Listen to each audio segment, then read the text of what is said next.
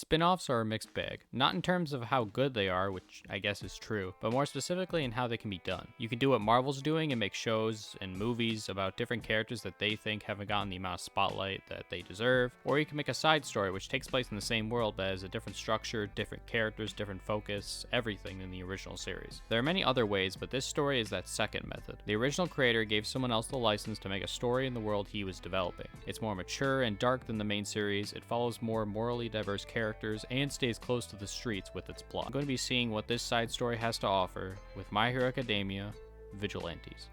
The first thing I want to speak on is the main crew. The main cast of characters is more condensed than in the main series, allowing for more developed characters overall. Koichi is an All Might fan similar to Deku, but unlike him, his fandom actually has this real characteristic vibe to it. Deku's fanboy nature towards All Might is very surface level, with him just simply collecting All Might related things and really liking his philosophy as a hero. It's an important part of his character, but more in a plot sense. Like if you take his character and take out that he's an All Might fan, he's still him. But for Koichi it's specific. He collects All Might hoodies, which immediately adds some recognizability to him. And he's not totally obsessed with All Might, well, he is, but it's more of a respect and admiration for his idol. It's him drawing on the symbol of peace to be this hero for his neighborhood. With Deku, it's simply a character quirk, but with Koichi, it's a pivotal part of how he expresses himself and how we, the audience, perceive him. His hero costume is just him wearing one of his hoodies. He's this wannabe vigilante that tries his best to live up to the image of his hero. This isn't to say Deku is a bad character, but comparatively, Koichi just has more personal flair to him. He lives in this very small makeshift house on top of a building. His personal persona, the Crawler, is a fun recurring gag that's specific to his character and abilities, and his motivations are a lot more grounded with just wanting to help out in any small ways he can around his neighborhood. Aside from the central character, there's Pop Step, who's probably one of the best interpretations of an online influencer without having to be exactly like real life, and, this specifically, without being extremely cringy. Her affection towards Koichi is believable and develops naturally over the course of the story, and her role in the story is more slice of life focused rather than vigilante superhero work, which if you've seen a lot of videos on this channel, you know I love my romance and slice of life. One of the best things about her character is that she serves a purpose in the story aside from just romance and comedy, something the mainline series tends to struggle with and something I've had a complaint about, while all these side characters just serve this very one-dimensional purpose. And then there's Knuckle Duster, the Batman character to All Might, a quirkless old man whose true purpose and identity is concealed the majority of the series, the only clue being his drive to figure out who's releasing Trigger, a quirk-enhancing drug, onto the streets. A vigilante mentor to the other two central characters,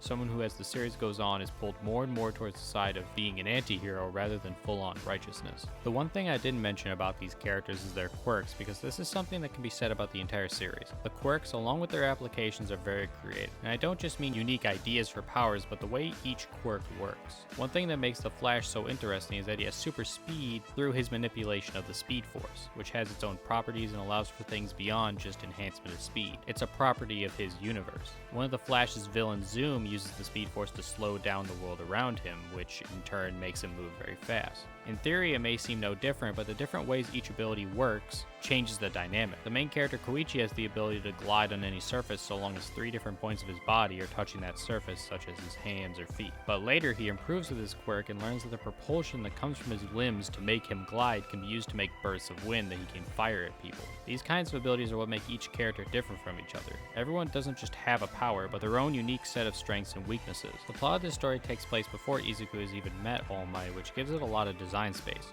Aizawa from before he was a teacher appears throughout the series as a street-level hero and even has a large part of his backstory explored. Ida's brother Tenya makes an appearance as a pseudo-teacher to help Koichi develop his quirk, and the investigator who works with All Might even has a place in the series. This story just helps everything feel like a world. This is further pushed through the story's structure. It follows a variety of characters as they go through about achieving whatever their current goals are, even if they are only related to themselves. After a while, Knuckle Duster only appears by himself away from the main cast while he continues the investigation. Pop Step is trying her best to become an idol, and Koichi is trying to find fulfillment through his vigilantism. This series has one thing that many others of its kind can't get a handle on: a discernible end. Lots of series want to go on for as long as they can, but this one knows when its characters are done. Pop Step, Koichi, and Knuckle Duster all have their own goals, and when they complete them, they can end their arcs. Maybe this series will get an adaptation someday. If you enjoyed, check out the playlist for more videos like this one. I hope to see you next time.